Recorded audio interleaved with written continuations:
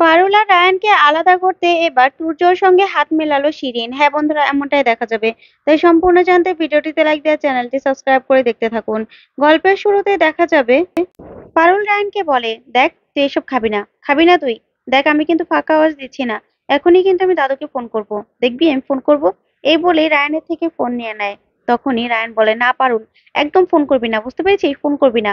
এই বলেই পারুলকে চেপে ধরে রায়ান। তখন রায়ান আর পারুল দুজন দুজনের দিকে তাকিয়ে থাকে। তখন রায়ান বলে, তুই ফোন দিবি না তো? তখন পারুল বলে, না। তারপরে পারুলের কাছ থেকে জোর করে রায়ান মোবাইলটা নিয়ে নেয় আর বলে, দেখ তোকে এবার কি করি, তুই বেশি বাড়াবাড়ি করছিস। এই বলেই মদের বোতলটা পারুলের মুখে নিয়ে আরো অনেকগুলো মদ খাইয়ে দেয় রায়ান। তখন পারুল বলে, ছি, এগুলো কি খাইয়ে দিলি, আমার ভাল লাগছে না। কেন এরকম করলি বলতো রায়ান? তখন রায়ান বলে, তুই না বেশি কথা বলিস, এত কথা বলার কোনো দরকার নেই, এবার শুয়ে পড় তো, শুয়ে পড়। তারপরে রায়ান বসে বসে মদ খেতে থাকে। ওইদিকে দেখা যাবে শিরিন পড়তে বসেছে। পড়তে বসেও বারবার মোবাইলটা দেখে। তখনই শিরিন বলে, কি হলো ব্যাপারটা, আজকে সারা দিনই ও রায়ানের কোনো পাত্তা নেই। কালকে পরীক্ষা, আর আজকে একবারও ফোন করলো না। আর আর সময় তো আমাকে কফি কিনে দেয়, তারপরে কত ভালো ভালো কথা বলে, খাবার কিনে দেয়, যাতে আমি পরীক্ষার সময় সবকিছু দেখাই। কিন্তু আজকে কোনো খবরই নেই।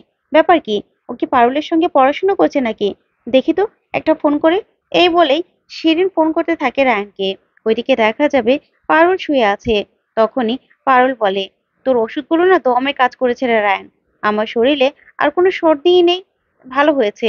তখন রায়ান বলে, ভালো না, ভালো হয়ে গেছে না? ঠিক আছে, দাঁড়া, তুই বস, আমি এখনই ওয়াশরুম থেকে আসছি। এই বলে রায়ান বাইরে চলে গেলে তখন পারুল দেখতে পায় যে রায়ানের ফোনে ফোন এসেছে। তখনই পারুল বলে, ওর এত বড় সাহস আমার বরকে ফোন করা, দাঁড়া দেখাচ্ছি মজা। এই বলে পারুল ফোন করে। ফোন ধরেই বলে, এই শিরিনকে ফোন করেছিস কেন, কালকে পরীক্ষা না? পর, তুই কালকে পরীক্ষা আর আমার বরকে তুই এখানে ডিস্টার্ব করতে এসেছিস। তখনই শিরিন বলে, পারুল তুই মদ খেয়েছিস? তখন পারুল বলে, না রে, ওইসব আমি খাই নাকি। তবে রায়ান আমাকে ওষুধ খাইয়েছে রে, আমরা দুজন মিলে ওষুধ খেয়েছি, ওষুধ দমে মজা, খুব ভালো লাগছে। আর আমরা না অনেক মজা করছি, পার্টি করছি। তখন এই কথাতেই শিরিন বলে, কি, কালকে পরীক্ষা, তোরা পড়াশোনা বাদ দিয়ে তোরা কিনা পার্টি করছিস বাড়িতে? তখন পারুল বলে, দূর, বাড়িতে কি পার্টি করা যায় নাকি, আমরা তো একটা বেস্ট হোটেলে আছি, হানিমুন হোটেল, সেখানে আছি, সেখানে আমরা দমে পার্টি করছি। যা শুনে শিরিন পুরো চমকে যায়। তখন পারুল বলে, শোন, আমার বরের দিকে হাত বাড়ালে না, একদম হাত আমি ভেঙে দেবো, আর তোর পাও ভেঙে দেবো। তুই আমার বরের দিকে একদম তোর হাত বাড়াবি না। তারপরে এই বলেই পারুল ফোনটা রেখে দেয়। তখন শিরিন রেগে যায়। ওইদিকে দেখা যাবে রায়ান ঘরে আসে। তখন পারুল বলে, রায়ান তুই না অনেক ভালো, তুই আমাকে কতবার বাঁচিয়েছিস, আমরা না বন্ধু হতে পারতাম, বল, আমরা ভালো বন্ধু হতে পারতাম। তখনই রায়ান পারুলকে বলে, তুইও না আমাকে অনেকবার বাঁচিয়েছিস, তোর জন্য কিছু করতে পারলে আমারও খুব ভালো লাগে। তুই আমার ফ্যামিলির জন্য কত কিছু করেছিস বল, তোর ঋণ আমি কোনোদিনও দিতে পারবো না, কোনোদিনও না। তুই আমার ভালো বন্ধু, ভালো বন্ধু তুই আমার। তখন পারুল বলে, ওই সব দোষ আশুতোষ বসুর, সে কেন তোকে আমাকে বিয়ে দিয়ে দিল বলতো, আমরা তো কত ভালো বন্ধু হতে পারতাম, বিয়ে দিয়ে না সবটাই ঘেটে দিয়েছে, ওই মানুষটার সব দোষ।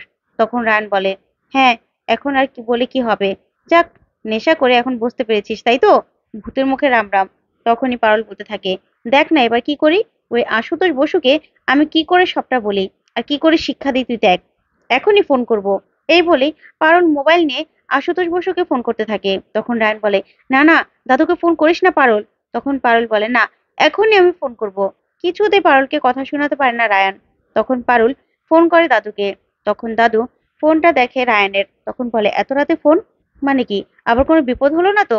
এই বলে দাদু ফোনটা রিসিভ করে আর বলে, হ্যালো। তখন পারুল বলে, আচ্ছা দাদু, আপনি না সব সময় সবার ওপর খবরদারি করেন, সবাইকে নিজের ইচ্ছেগুলো চাপিয়ে দেন, কেন এরকম করেন বলুন তো?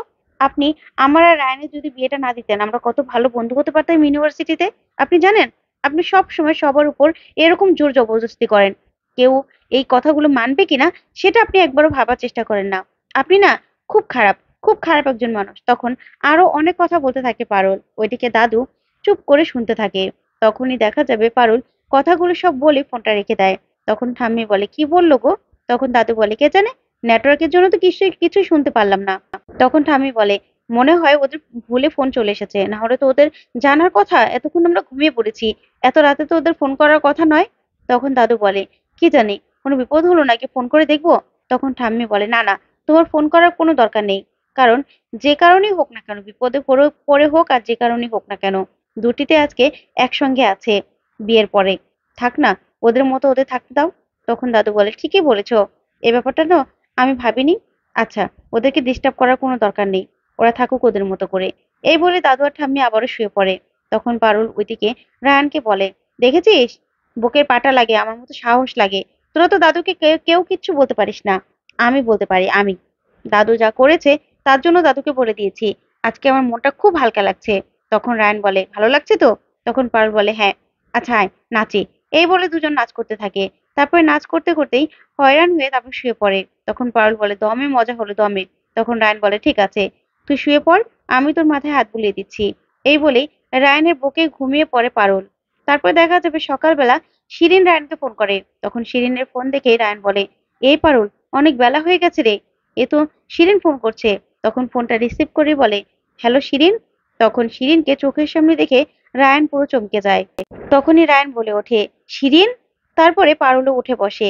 তারপরে শিরিনকে বোঝানোর চেষ্টা করে রায়ান, কিন্তু শিরিন কিছুতে বোঝে না আর বলে, রায়ান, তুই ওর সঙ্গে এরকম ইন্টিমেট হলি? তোকে আমি আমার কাছাকাছি আসতে বলেছিলাম, তুই আমাকে কি বলেছিলি? তুই পারবি না। এখন এখন কেন পারলি? হ্যাঁ, কি করে পারলি? তুই ওর সঙ্গে এই হোটেলে থাকলি? তখনই পারুল বলে, তুই এখানে কি করে আসলি? তখন ম্যানেজার বলে, দেখুন ম্যাডাম, অনেকবার করে ওনাকে বারণ করেছে, উনি না কোনো কথাই শোনেনি, জোর করে এখানে চলে আসলো। আমি বললাম যে হানিমুন কাপল আর ডিস্টার্ব করা যাবে না, কিন্তু শুনলোই না। তখন রায়ন বলে, আচ্ছা ঠিক আছে, আপনি যান, আমি দেখে নিচ্ছি।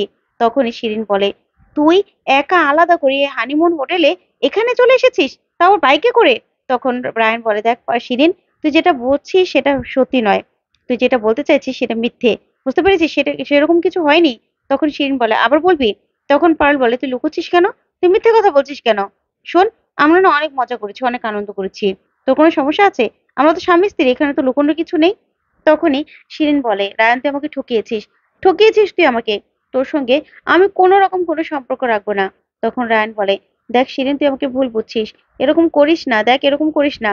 তখনই পারুল বলে, তোরা নাকি সিচুয়েশনশিপে আছিস, একটা ছেলে আর মেয়ে একসঙ্গে আছে মানে কিছু একটা হয়ে গেছে, এই তোদের বিশ্বাস, এই তোদের ভালোবাসা? দরকার নেই তোদের এই সিচুয়েশনশিপের। এই সিচুয়েশনশিপের উপর আমি ঝাঁটা মারি, বুঝতে পেরেছিস? ঝাঁটা মারি। যা যা তুই যা। তখন শিরিন রাগ করে সেখান থেকে চলে যায়। তারপরেই পারুলকে রায়ন বলে, এটা কি করলি বলতো, কি করলি? আজকে আমার পরীক্ষা, পরীক্ষার সময় ওর সঙ্গে বসলে ও কিছু দেখাবে আমাকে, তুই জানিস না? এখন আমি কি করব? তখনই পারুল বলে, রায়ান, আজকে তো আমাদের পরীক্ষা রে, বাড়িতে যেতে হবে, রেডি হয়ে আবার ইউনিভার্সিটিতে যেতে হবে, তাড়াতাড়ি চল চল। তারপরে দুজন মিলে তাড়াতাড়ি করে বেরিয়ে পড়ে। ওইদিকে দেখা যাবে এক্সাম শুরু হয়ে গেছে। তখনই সবাই মিলে শিরিনকে জিজ্ঞাসা করে রায়ানের কথা। তখন শিরিন বলে, আমি জানি না, আসবে না মনে হচ্ছে। ওইদিকে তুর্য মনে মনে ভাবে, ওরা কি এখনো আসেনি নাকি? মা তো বললো যে ওরা আমাদের বাড়ি থেকে বেরিয়ে গিয়েছিল রাতেই। তাহলে তারপরে দেখা যাবে পারুল আর রায়ান সেখানে আসে। আসলেই অভুদা বলে, কিরে শিরিন, তুই না বললি যে রায়ানরা নাকি আসবে না? এই তো রায়ান চলে এসেছে। তারপর রায়ান এসে শিরিনের পাশে বসে। ওইদিকে পারুল পারুলের জায়গায় বসে। তারপর এক্সাম দিতে থাকে। ওইদিকে রায়ানকে শিরিন কিচ্ছু দেখায় না। তখন রায়ান একদম খালি খাতা নিয়ে বসে থাকে। তারপরে পারুল রায়ানকে বলে, দেখ, এভাবে অন্যের ভরসায় না পড়াশুনো হয় না, তোর পড়াশুনো তোকেই করতে হবে, তুই আমার সঙ্গে এখন পড়াশুনো করবি। এই বলে রায়ান আর পারুল রাত ভোর পড়াশুনো করে। এদিকে শিরিনও রেডি হয়ে আসে রায়ানকে দেখাবে। তখন রায়ান বলে, না, আমি পারুলের সঙ্গে নিজের প্রস্তুতি নিজেই নিয়েছি। যা শুনে শিরিন পুরো রেগে যায় আর তুর্যকে বলে, ওদের দুজনকে আলাদা করতে হলে দুজনের একসঙ্গে হাত মেলাতে হবে। আমার সঙ্গে হাত মেলাবে? তখন তুর্যও রাজি হয়ে যায়। তো বন্ধুরা, কেমন লাগলো আজকের আপডেট?